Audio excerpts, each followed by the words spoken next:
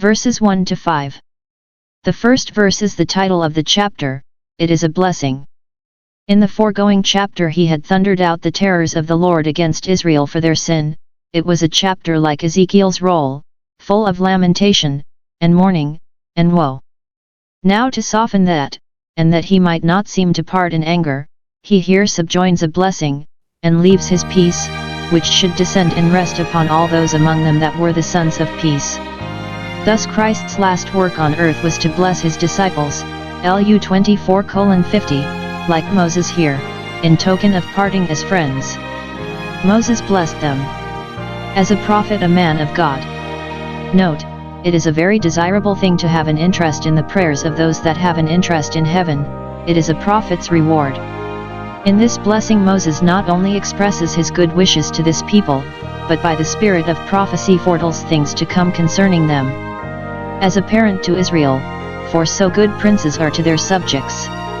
Jacob upon his deathbed blessed his sons, General 49:1, in conformity to whose example Moses here blesses the tribes that were descended from them, to show that though they had been very provoking yet the entail of the blessing was not cut off.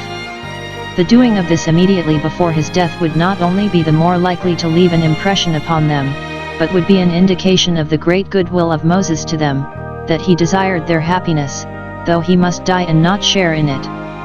He begins his blessing with a lofty description of the glorious appearances of God to them in giving them the law, and the great advantage they had by it. There was a visible and illustrious discovery of the divine majesty, enough to convince and forever silence atheists and infidels, to awaken and affect those that were most stupid and careless, and to put to shame all secret inclinations to other gods. v2.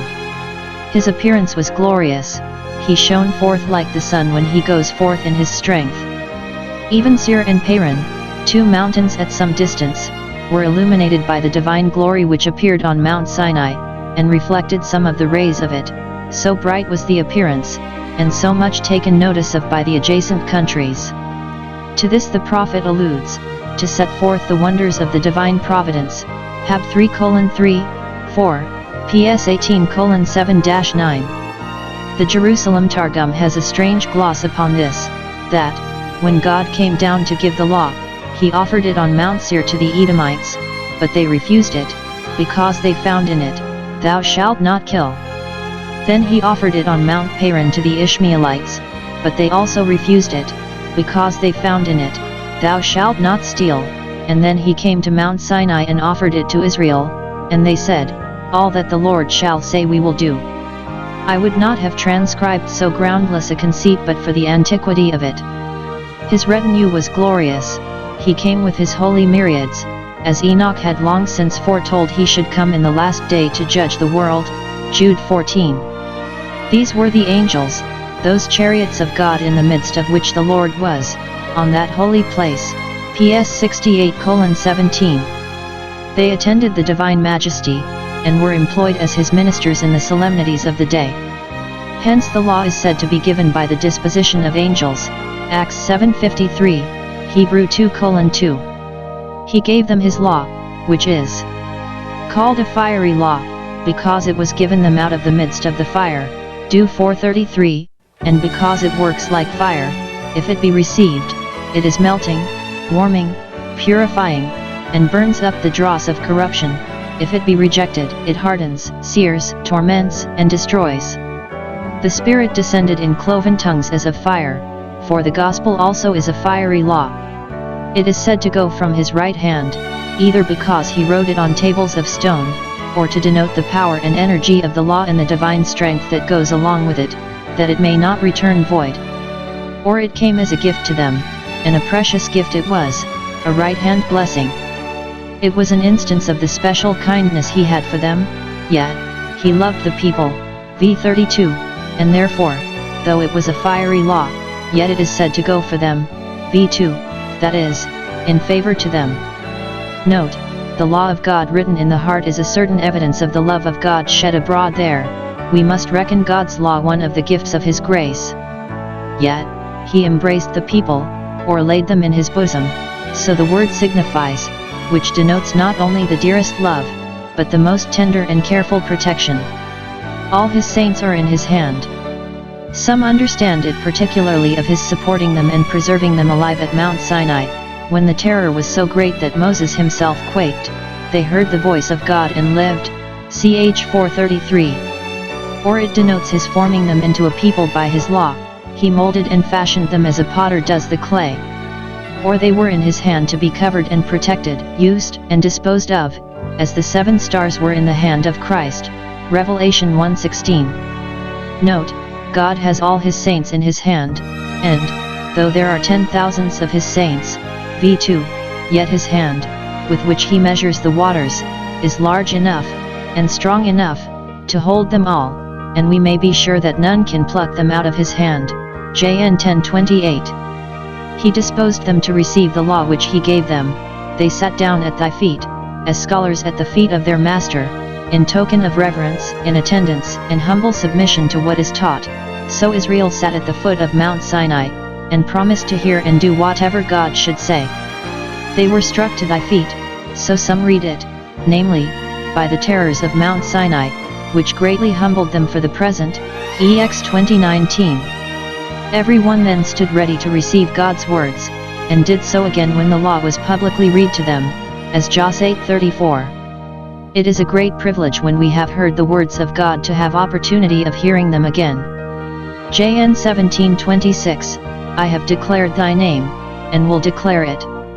So Israel not only had received the law, but should still receive it by their prayers, and other lively oracles. The people are taught, v4, 5, in gratitude for the law of God, always to keep up an honorable remembrance both of the law itself and of Moses by whom it was given. 2 of the Chaldee paraphrasts read it, the children of Israel said, Moses commanded us a law. And the Jews say that as soon as a child was able to speak his father was obliged to teach him these words, Moses commanded us a law, even the inheritance of the congregation of Jacob. They are taught to speak with great respect of the law, and to call it the inheritance of the congregation of Jacob. They looked upon it as peculiar to them, and that by which they were distinguished from other nations, who neither had the knowledge of it. PS 147:20, nor, if they had, were under those obligations to observe it that Israel were under, and therefore, says Bishop Patrick, when the Jews conquered any country, they did not force any to embrace the law of Moses, but only to submit to the 7 precepts of Noah, as entailed upon them, for so inheritances are to be transmitted to their posterity, and as their wealth and true treasure. Those that enjoy the word of God and the means of grace have reason to say, we have a goodly heritage. He is indeed a rich man in whom the word of Christ dwells richly. Perhaps the law is called their inheritance because it was given them with their inheritance, and we so annexed to it that the forsaking of the law would be a forfeiture of the inheritance. They are taught to speak with great respect of Moses, and they were the more obliged to keep up his name because he had not provided for the keeping of it up in his family. His posterity were never called the sons of Moses, as the priests were the sons of Aaron. They must own Moses a great benefactor to their nation, in that he commanded them the law, for, though it came from the hand of God, it went through the hand of Moses. He was king in Jeshurun. Having commanded them the law, as long as he lived he took care to see it observed and put in execution, and they were very happy in having such a king, who ruled them, and went in and out before them at all times, but did in a special manner look great when the heads of the people were gathered together in parliament, as it were, and Moses was president among them. Some understand this of God himself. He did then declare himself their king when he gave them the law, and he continued so long as they were Jeshurun, an upright people, until they rejected him. 1 Sa. 12:12. But it seems rather to be understood of Moses. A good government is a great blessing to any people, and what they have reason to be very thankful for, and that constitution is very happy which is Israel's, which is ours, divides the power between the king in Jeshurun and the heads of the tribes, when they are gathered together.